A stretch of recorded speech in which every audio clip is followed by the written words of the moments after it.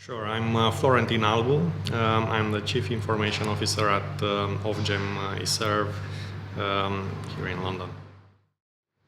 I surely do. I think that until perhaps artificial intelligence takes over, we'll pretty much work with people. So we need to rely on our employees and staff to pretty much deliver things, and as always, this takes quite a bit of motivation and convincing to do, and obviously not everybody is necessarily on board all the time. So again, we have great performers, we have people who need perhaps more attention. Definitely, I think that it's not the only way of driving change. I think that particularly important is to understand the audience in which we are implementing these changes. I think that clearly digital natives can be very good for a certain type of change. They can actually bring ideas that are, let's say, very relevant in the environment that they're used to. At the same time, you need to take into account the whole demographics. So are we talking about an audience where digital natives are relevant? The example that I was giving earlier in discussion is, as government, we have to consider the entire population, and obviously digital natives are important, but they're just a minority right now.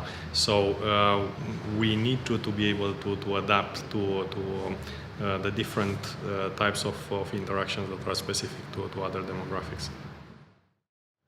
Yes, I think that considering that most people sit in front of a device of sorts pretty much during 8 hours per day, I think that technology plays a major role in driving this work experience. I think that this is actually linking quite well to the point I was making earlier.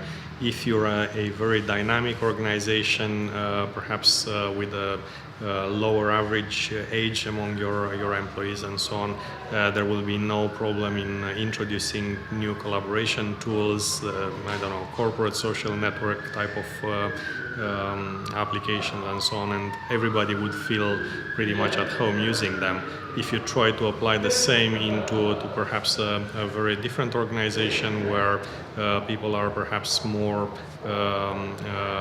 experienced, let's say, but also more senior, that can actually have a very different result. So it's a bit horses for courses type of choice. Yes, I think it's a very good way of exchanging opinions in an informal manner. The fact that one has the opportunity to interact with fairly senior people and again get perhaps the real opinions without any pressure around it, it's a very valuable occasion.